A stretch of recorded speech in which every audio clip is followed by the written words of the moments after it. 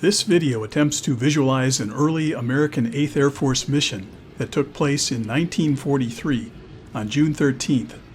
This is Horsham St. Faith, a grass airfield in England. All three squadrons of the 56th Fighter Group have been here for 2 months. Most of these planes are P-47C Thunderbolts. U.S. reporters referred to the 56th as Zemke's group, named after its commanding officer. The press couldn't use the name 56th Fighter Group for security reasons. Later on, the press came up with the name Zemke's Wolfpack. Hubert Zemke was a Montana state champion boxer. He left the University of Montana in 1936 for a career path in the U.S. Army Air Corps. He graduated from flying school in 1937, flew P-40s, P-39s, and the British version of the P-38. In 1941, he transferred to England as an Air Corps observer with Lieutenant Johnny Allison. When the British gave up on the Tomahawk and sent them to Russia, Zemke and Allison went to Russia to train pilots. After the U.S. entered the war, Zemke transferred back to the U.S. and wound up in the 56th Fighter Group, where he was quickly promoted to commanding officer. The 56th trained in the U.S. in 1942 flying P-47Bs. In January of 1943, they had transferred to England, where they received new P-47Cs. The 56th flew their first combat mission with the 4th Fighter Group on the 8th of April, 1943. By 9 May 1943, the 56th had lost 2 of their own in combat and had shot down 2 aircraft. Unfortunately, the aircraft they shot down were Spitfires, so the 56th had no victims after 2 months of combat.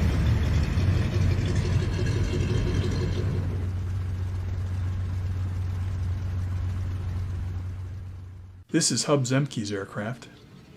3 fighter squadrons made up the 56th Fighter Group. They were the 61st, the 62nd, and the 63rd. Zemke alternated mission lead with Major Mac McCollum, who had been the commanding officer of the 61st Fighter Squadron. Initially, the 4th and the 78th Fighter Groups were more successful than the 56th, and Zemke felt pressure to achieve results to avoid being replaced. So Zemke tended to lead a larger share of the missions than McCollum. Zemke and McCollum would rotate which of the 3 squadrons they led on any given mission. Usually all 3 squadrons went on each mission. Zemke was constantly trying to instill discipline in his pilots, who tended to be an inexperienced, carefree lot. They were, however, capable flyers with an aggressive spirit. Zemke deliberately distanced himself from his squadron leaders to achieve an awareness of command.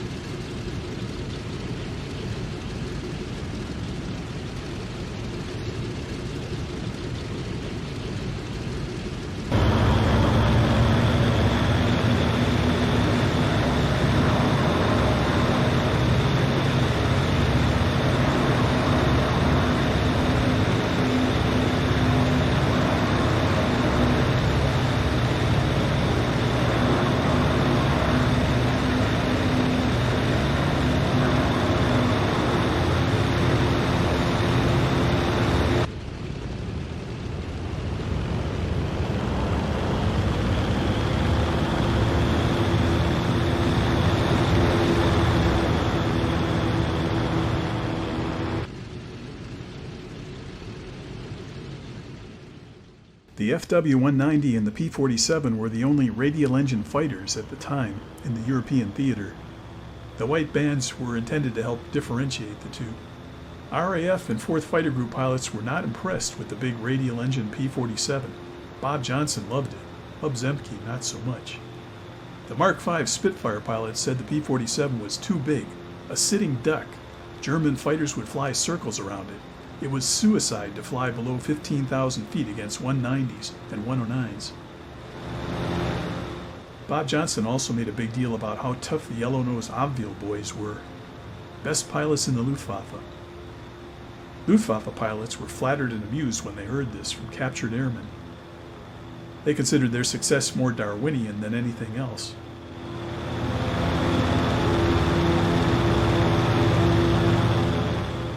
There's Horsham St. Faith. It was scheduled to be rebuilt as a bomber base, so the 56 was destined to be there for only one more month.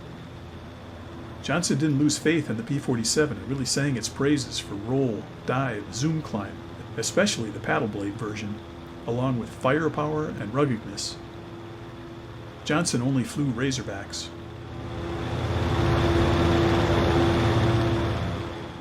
In April, there were more pilots than planes in the 56, with 12 planes per squadron per mission, so pilots didn't fly every mission. By the end of May, there were 16 planes per squadron per mission, and near equal pilots and planes. Second Lieutenant Bob Johnson sometimes sat on the ground, or was a frustrated spare pilot taking off with the group, but having to turn back when no one aborted. At this time, contact with the Luftwaffe averaged about once in every 5 missions. Ramrods, bomber escorts, brought them up more often than rodeos, fighter sweeps. This mission was a fighter sweep. The mission began at Horsham St. Faith, with takeoff at 9 a.m., and proceeded to Gravelines, France. Then to Bailleul, Belgium, Ultra, and finally Naka at the coast. The American Air Museum states the 4th Fighter Group also went to Gravelines that day, but it must have been at a different time.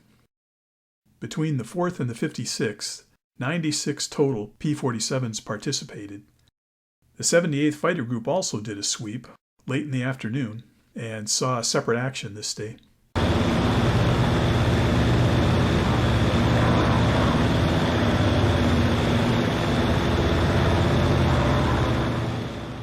On the previous day, June 12th, the column led 48 aircraft of the 62nd Fighter Squadron on a sweep.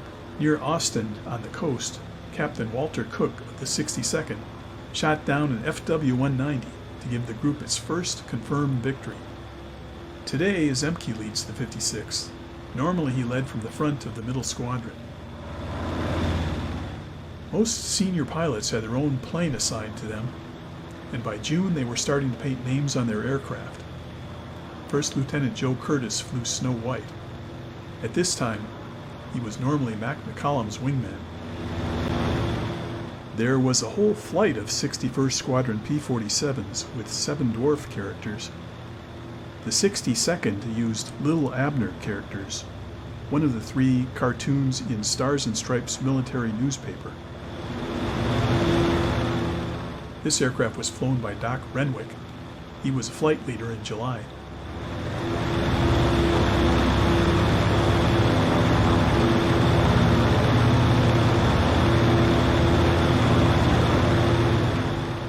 At this time, the Pratt & Whitney R2800 had approximately 2,000 horsepower.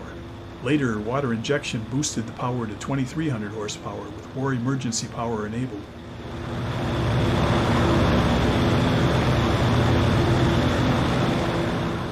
And a new paddle blade propeller really improved the rate of climb. P-47s originally could go from 0 to 30,000 feet in 20 minutes, and that was improved to 13 minutes. Range was an issue for the fuel-thirsty P-47s. Here's a list of things that affected P-47 range in the European theater.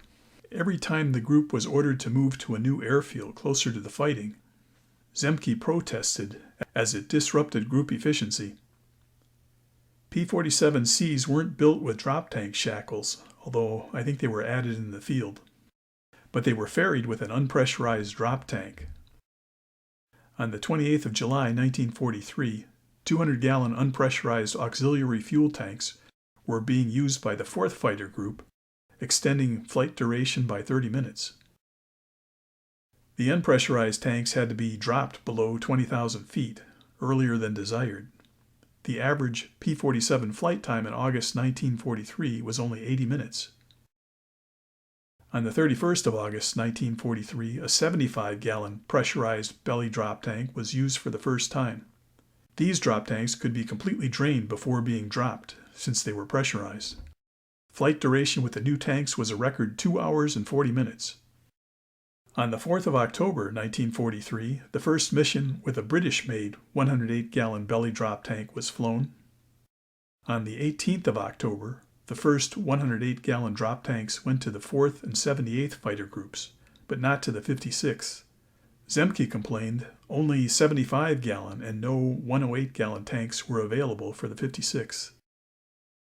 P-47 endurance using fuel conservation techniques was increased from 3 to 3¼ hours. That was with the 108-gallon belly drop tank. Aircraft were sent to a depot to install wing pylons for drop tanks. It took 10 days to a month before the aircraft were returned. The pylons also reduced speed by 10 miles per hour. Meanwhile, starting on the 20th of February, 1944, a 150-gallon belly drop tank was used for the first time. By the 22nd of March, 1944, two 108-gallon drop tanks were used under the wings to give a flight duration of 4 hours. A P-47D was still limited to approximately 1.5 hours on internal fuel, which was initially 305 gallons. More internal fuel capacity didn't happen in the field until May of 1944, and at that time, the 56 only had 3 D-25 Superbolts with the larger internal fuel capacity. Second Lieutenant Johnson claimed he was always tail end Charlie in the early missions, possibly referring to being number 4 in the flight, but he also complained about being the last one over the coast. Bob Johnson, like Zemke, was into boxing.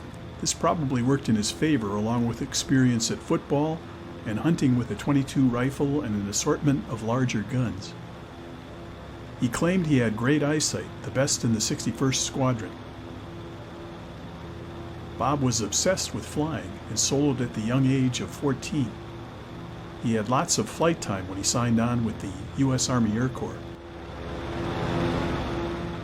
Johnson was flying as number 4 in Gabreski's flight. Gabreski came into the group with seniority from a Polish RAF squadron. As a captain, he displaced another flight leader, causing some initial resentment. By the time of this mission, Gabreski had replaced Mac McCullum as CO of the 61st. Bob Johnson was actually in the 56th a few months before both Zemke and Gabreski. The 56 flew right-hand finger 4 formations, according to Bob Johnson. 5 miles from the French coast, Zemke would call for battle formation. The squadrons slid apart line abreast, 100 yards apart wing to wing. Later in his book, Johnson claimed it was 200 yards. 500 yards between flights, 1,500 yards between squadrons. The middle squadron was lowest, with top cover 3,000 feet higher, and the third squadron was slightly higher than the middle squadron.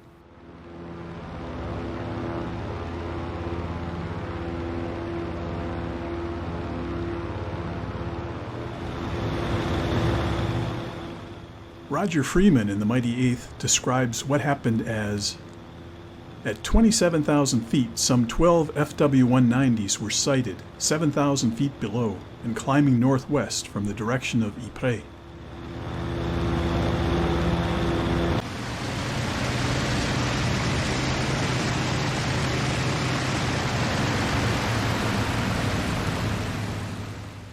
Donald Caldwell in JG-26 wrote, "The FW pilots from 10 Stoffel JG-26 were taken by surprise.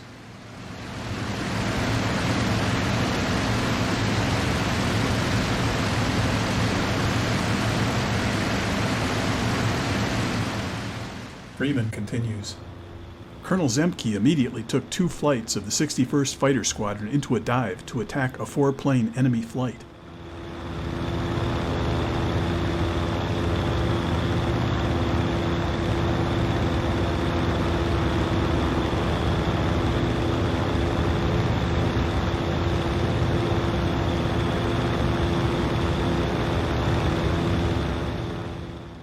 From Bob Johnson's book, Thunderbolt, beginning with a conversation the previous night after the group's first victory.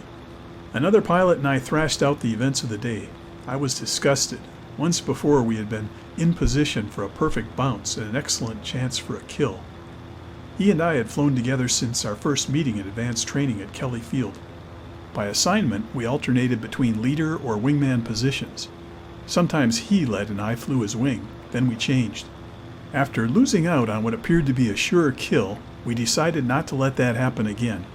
Bob, he said, The next time you see any bandits below us, don't wait. Just go on and bounce the nearest son of a bitch. Never mind who's leading. If you see them first, call them out and go, and I'll cover your wing. I'll do the same. Whoever gets first crack will be covered by the other guy, okay? It sounded good to me. We grinned and shook hands on our new agreement. The next day, we passed over 12 Focke-Wulfs in tight formation. My cohort held the number 3 position in Gabreski's flight, and I flew the number 4 slot, protecting his wing. We were top cover for the day, but I couldn't have cared less. There were fighters below us. 12 bandits, I shouted, right below us. I kicked the rudder and banged the stick over, diving after the Germans. Come on, I called, let's get 'em. I didn't need to look back. That's why my buddy was there. I knew he'd be glued to my wing, protecting me against any stern attacks. The Thunderbolt fell through and streaked earthward. Everything was fitting into place as the Focke-Wulf expanded in size, as details of the wings and fuselage came into view.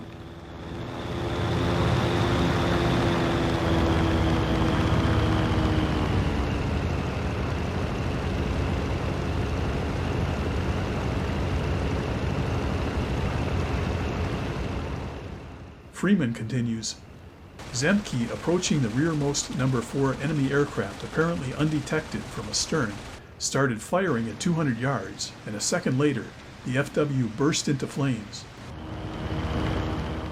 He then opened fire on the number 3 in the formation and noted strikes on the wingtip.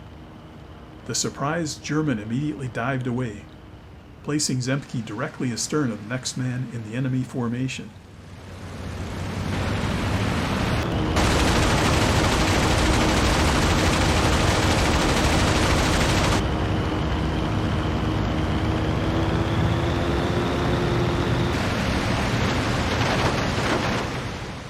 Another burst exploded this aircraft.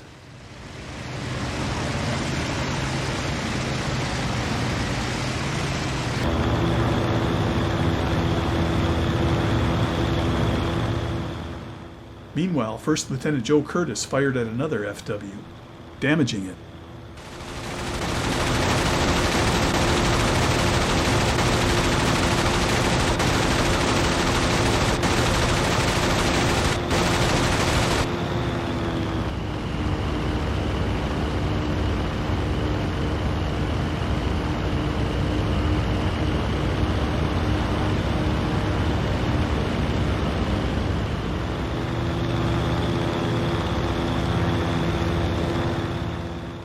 The German attack formation looked larger every second, and still they hadn't moved. Still they hadn't seen us. Now they had. Look at them go! Black-crossed fighters breaking in all directions, flashing away from the plummeting Thunderbolt that now was so close. I wanted the leader, the number 1 man, and I wasn't going to lose him today. I lifted the wing, slid the P-47 through a gentle curve in her dive, and lunged for the Focke-Wulf. Closer, closer, the square wings, big black crosses in the sights growing larger, clearer. Everything seemed to be so familiar. Was this combat or another mock battle with a friend? I did everything as I always had, flying exactly as I had in the wild friendly dogfights over Connecticut and over England, following the same procedures learned through practice. I didn't think that this was a Focke-Wulf, or that the man inside was a German, or that if he managed to whirl that black-crossed airplane around, then 4 cannon and 2 heavy guns would be hurling steel and explosives at me. I talked to myself. Nope, you're too close. Pick her nose up just a little. That's it, just a little higher. There. Hold that for a second. Hold it. Now! Trigger squeeze. Stick steady. The lead is exactly right. He'll fly into the bullets.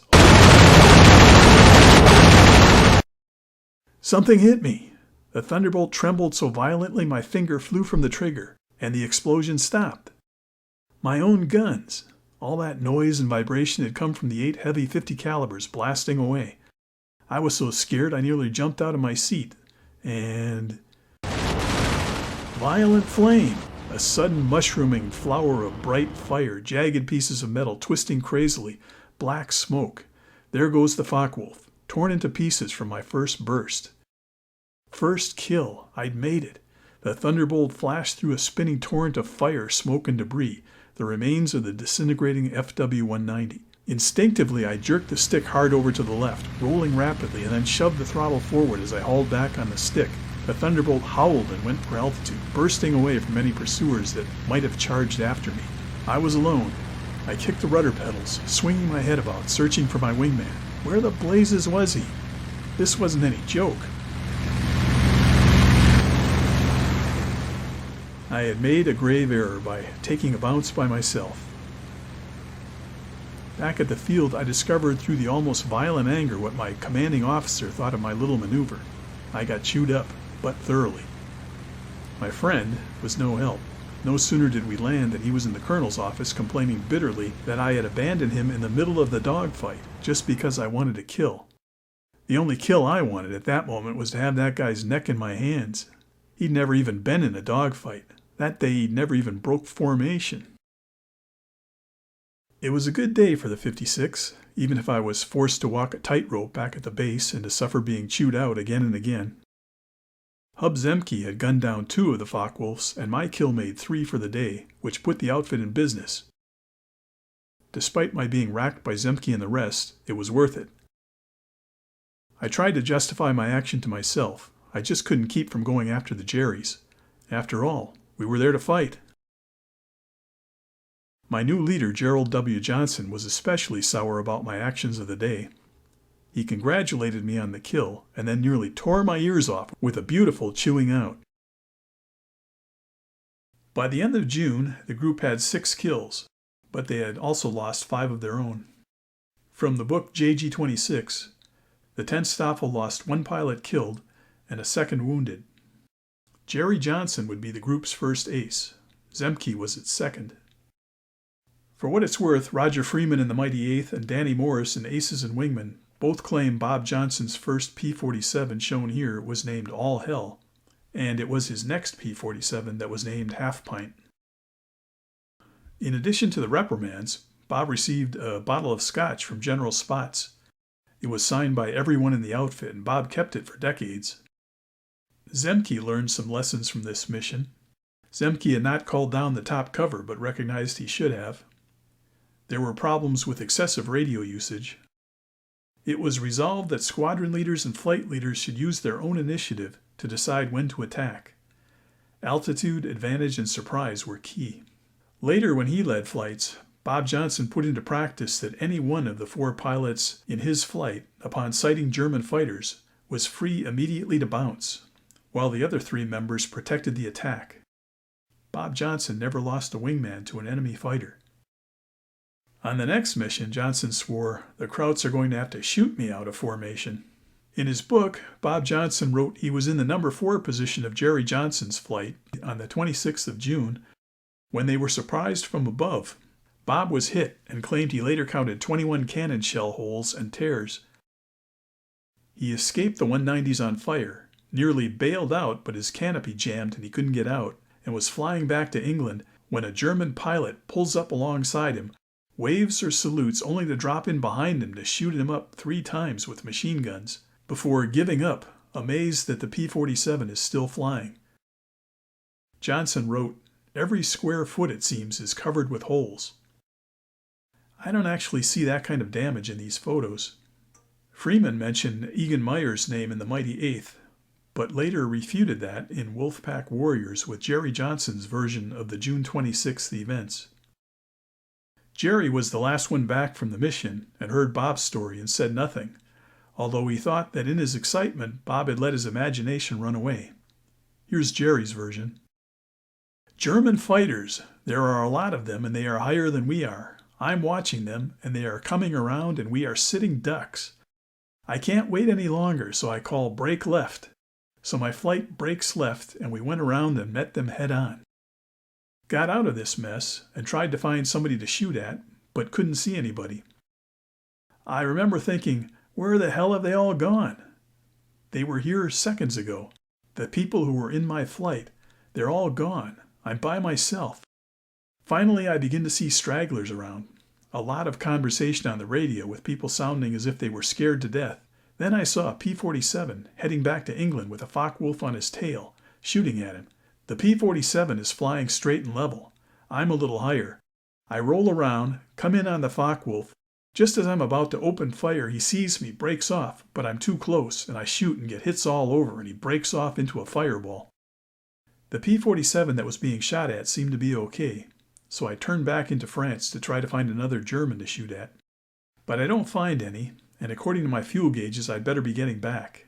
So I'm one of the last fellows to land. It turns out that the airplane I saw being shot up was Bob Johnson.